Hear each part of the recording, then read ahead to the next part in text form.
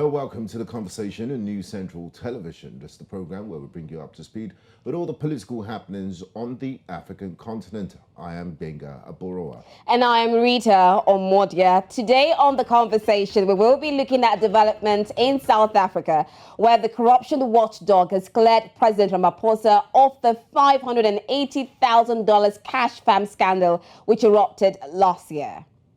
And later on the show, we will analyse Nigerian President Bola Ahmed Tinubu's rejection of the report of the European Union on the 2023 general election, saying it's a product of a poorly done desk job. Interesting verdict there. And I wonder why it's coming now, but I guess the Presidential Election Petition Tribunal will give the final verdict on, if the elections were really free and fair.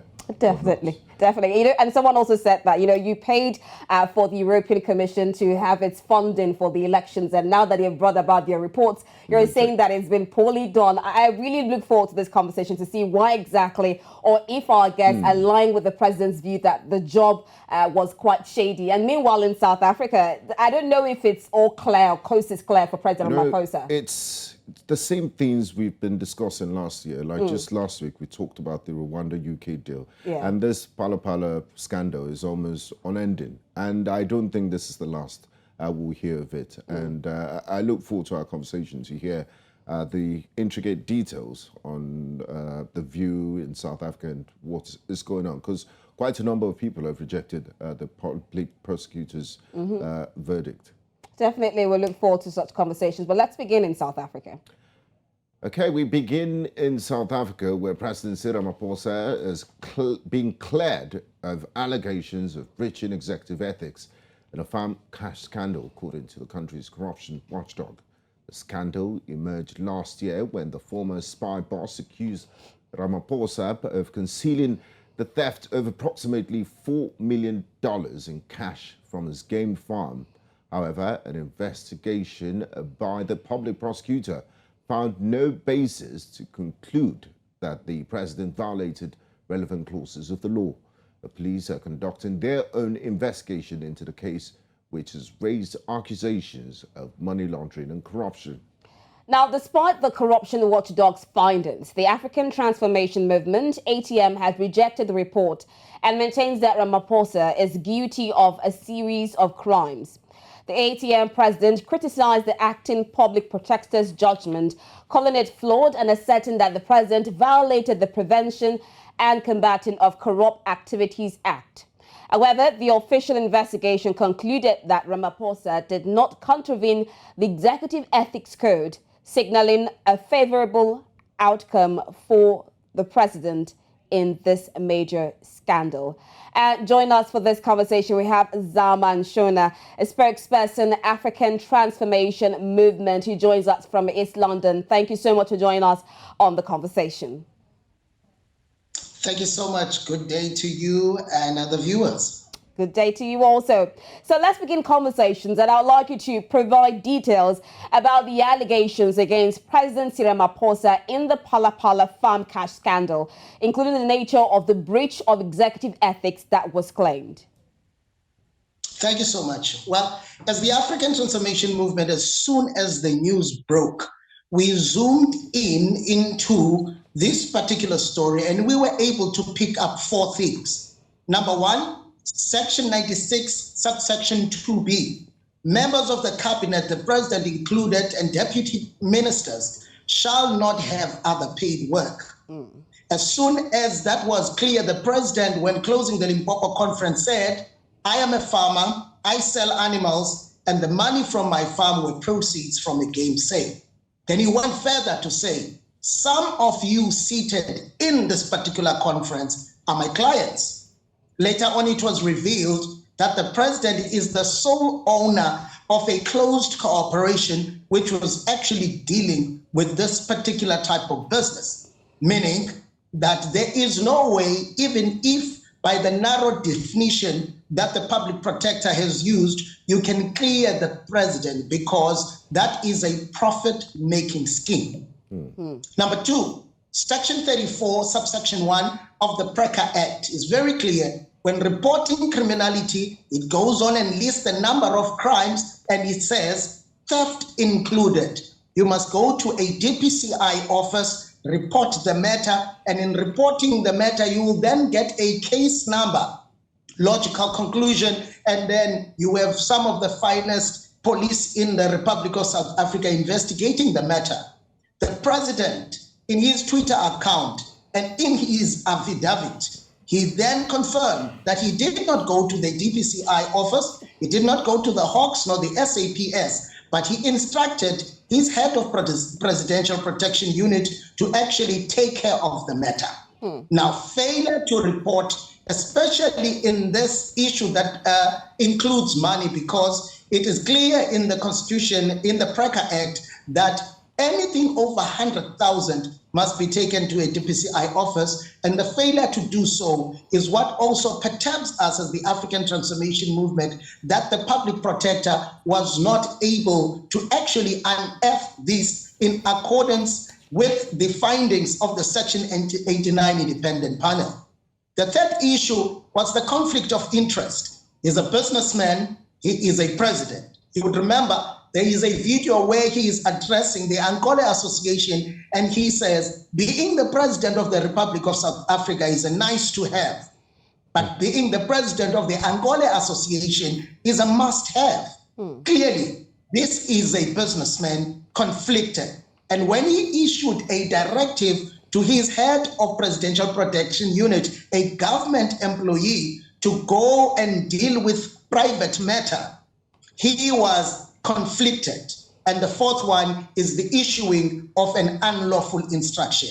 And if you look at the Section 89 impeachment... And what instruction is that, Zama? What unlawful instruction did the president issue? The unlawful instruction is giving an instruction to a government employee to take care of private business. Now, Zama, you've listed this 4 instances. Now, I mean, people are wondering, how did the Corruption Watchdog, the public protector, conduct its own investigations into allegations against President Ramaphosa? What methodologies and sources of evidence were utilized? Because she's given him a clean bill of health, saying he has no case to answer. The first point of contact, as far as the public protector is concerned, must go to the suspension, the hurried suspension of the actual public protector, who advocate Busisiwe Mkhwebane. After she delivered the 31 questions, she was suspended. And why am I saying it's hurried? The Western Cape High Court agrees with me that the president was retaliatory when he said the public protector must be suspended. Remember, a DA-sponsored motion to determine fitness to hold office of the public protector was just instituted, and it had not set a day. The design of the Section 194 committee was to find out if the public protector is fit to hold office. Now, as soon as the public protector issued the 31 questions to the President of the Republic of South Africa, before the commission or before the inquiry could sit a day, he had already made the determination. On what basis? You see there, that was when everything went south as far as this investigation is concerned. The president knew that Section 3, subsection 2 of the Executive Members Ethics Act mandates the public protector to give a preliminary report in 30 days. So he knew before the year could end, not even 2 months from the time, the president would have been served. So the president knew that he needed to do something fast, and he was retaliatory when I'm using the language of the court in trying to deal with the public protector, because where he wanted to go was to find the deputy public protector who he knew would find in his favor. Why am I saying this? Since the deputy public protector assumed office, she has been doing favors after favors for the president. Favor number 1, when the president was supposed to submit answers to the 31 questions, we were not involved we're not even informed as the complainants on the matter that there was an extension. We only got to hear about that in the public space via media. And we knew that there was something that was not going to be right here. there was a second deadline. The president did not meet the second deadline again. And then the public protector did a wishy-washy. Now, Zama, Zama, you're talking about the complicity of the public protector. You also talked about the fact that this theft was not reported. You talk about the president being, complicit, being a businessman, at the same time having the office of the presidency. We also have reports that there have been police investigation concerning this farm heist case. So what is the current update? Is there any information concerning that, or has that been swept under the carpet? Clearly, from what we are seeing right now, the issue of the clear confessions of the president, how are they not reflected in the report unless swept under the carpet? The clear admissions of this was section 96 subsection 2A, section 34 subsection 1, and the other two, there were clear, not just violations, because you remember the African Transformation Movement did not take everything. The issue of foreign exchange, we did not include it. We narrow it down to the 4 charges, which are the charges that the independent panel had said, yes, there's a case to answer to. So on the basis of what was in front of the public protector, this was a clear case. This was a clear case that required the public protector to just issue the remedial actions, because the president had actually he collaborated what we were actually raising as the African Transformation Movement. Now, when you look at the conduct of the public protector, you see that the public protector was here to bend over backwards to protect the president and nothing else. Now, for the sake of our viewers, 2 questions here. Could you explain the role of the public prosecutor? Is it meant to be independent of the government? And number 2, President Ramaphosa and his team, they're not here to defend themselves, but how did the president explain the purpose of the stolen cash?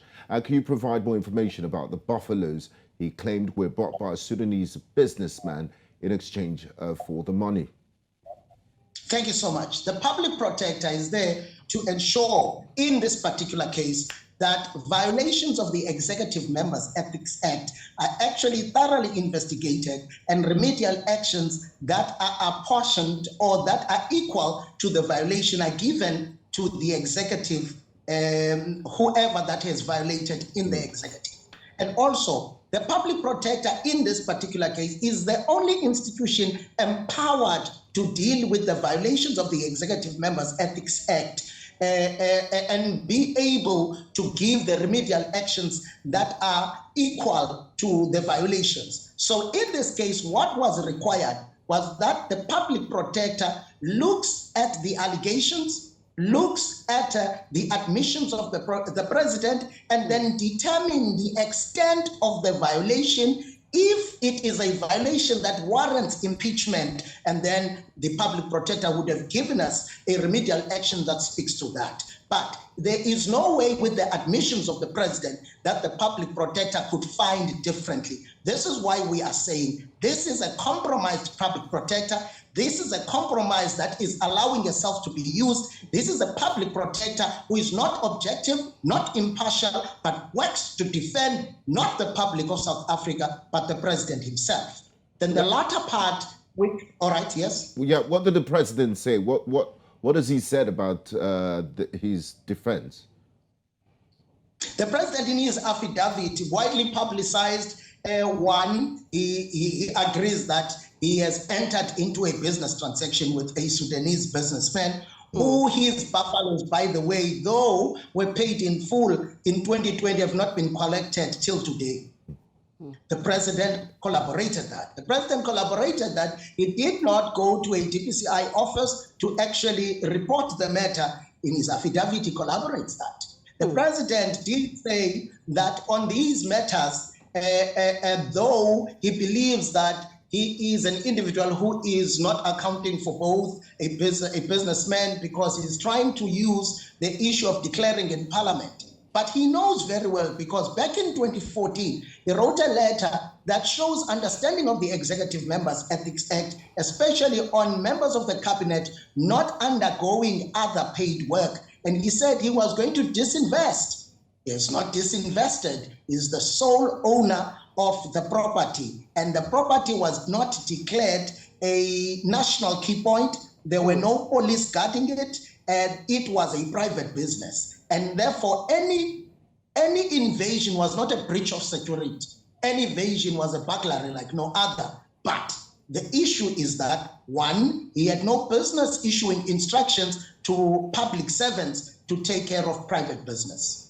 Okay. Now, Zama, there have been a series of contradictions with this Phala Phala fam case. We had one from the Parliament Independent Panel, which concluded that Ramaphosa may have committed serious violations and misconduct.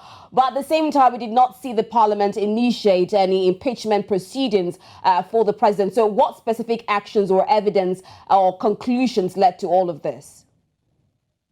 Number one, the African Transformation, in fact, not the African Transformation Movement, the ruling party. The ruling party, when going to the vote on the adoption of the report, held a meeting and gave an instruction to its members, who are supposed to be independent members of parliament. We have taken an oath of office as individuals, but gave an ultimatum to them. You vote the way we want you to vote, or you lose your livelihoods. And there were threats as well to lives. There were SMSs that were flying around that say, if you vote with the ATM, we will deal with you accordingly. There were threats to life.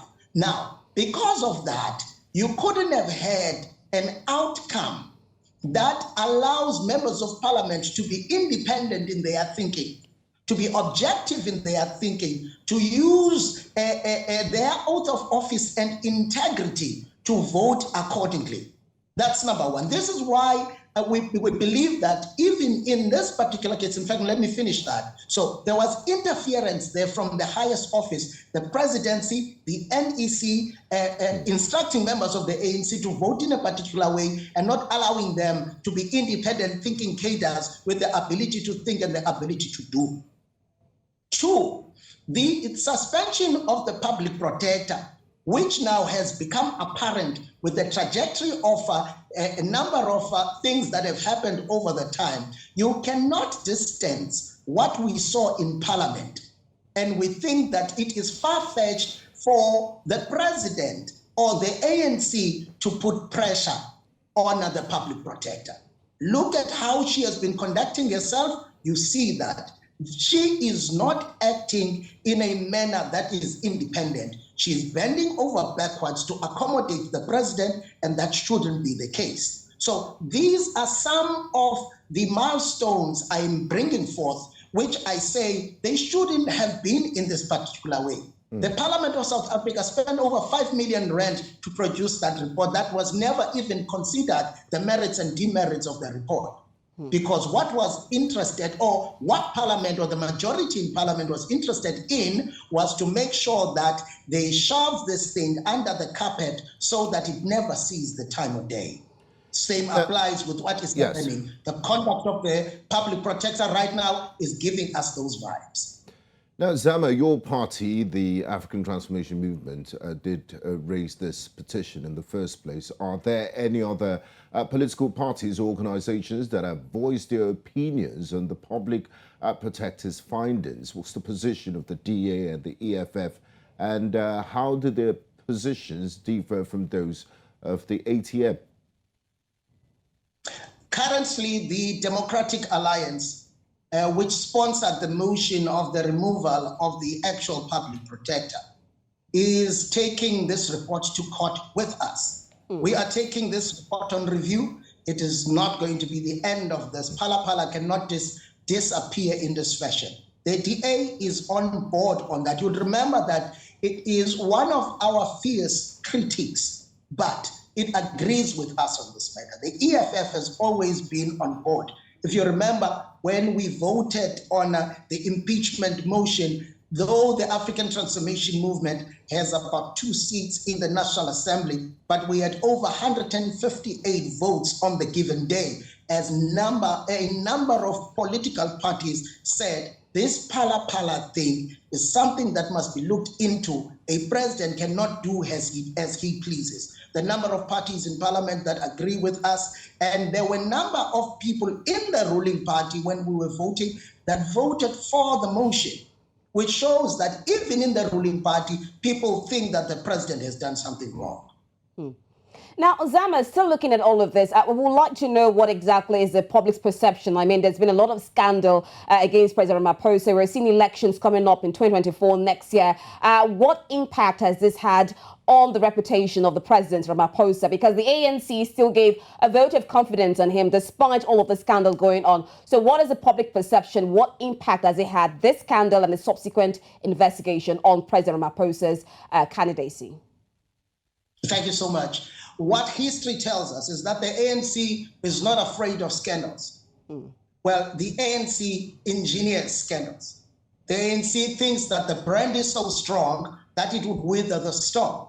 The ANC thinks that because it has majority, it can always bulldoze its way and takes anybody on regardless of merit. That is what I can tell you. But the people of South Africa have shown since we are now at the 30-year mark as far as our democracy is concerned, 29 going to 30th. And we have seen a decline as far as votes are concerned. More people are realizing that the so-called liberation movement is not so glorious anymore. A number of people are looking into the African National Congress, and they are seeing that it is no longer a leader of society, no longer a preferred leader and liberator of society. Now, public perception right now, you can definitely see that a number of people have already gone and seen right through the fictitious narrative of the African National Congress that seeks to only destroy what we have as South Africans, a constitutional democracy that is based on accountability. They try to use their majority to bulldoze, and the people of this country see that. On the second part, the people also see through right the office of the public protector.